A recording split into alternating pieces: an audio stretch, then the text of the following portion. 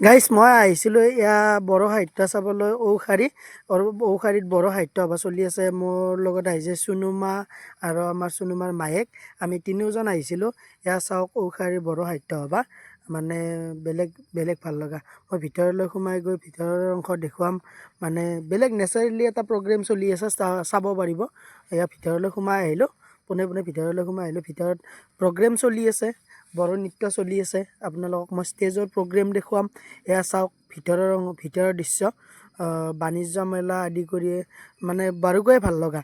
চাওক এয়া প্ৰগ্ৰেম চলি আছে, মই নৃত্য দেখুৱাই আছোঁ। চাওক কেনেকৈ মানে চাই বেলেগ লগা, নেচাৰেলি বেলেগ। আজি আৰু কালি দুদিন আছে বোলে প্ৰগ্ৰেম, শেষ হ'বৰে হ'ল। ইয়াৰ তাৰমানে নৃত্যটোৰ লাষ্ট অংশ মই দেখুৱাইছোঁ। ইফালে চাওক প্ৰগ্ৰেম শেষ হ'বৰে হ'ল আৰু বেছি দিন নাই, দুদিন প্ৰগ্ৰেম আছে। কালি বোলে শেষে হ'ব। আৰু মই ষ্টেজৰ কাষৰ সদস্যসকল যিসকলে উপভোগ কৰি আছে তেওঁলোককো দেখুৱাম। এয়া চাওক কেনেকুৱা মানুহ, মানে ভিতৰৰ অংশ চাওক কেনেকুৱা মানুহৰে হৈ পৰিছে। চ' গাইজ ভিডিঅ'টো এইখিনি ভাল লাগিলে লাইক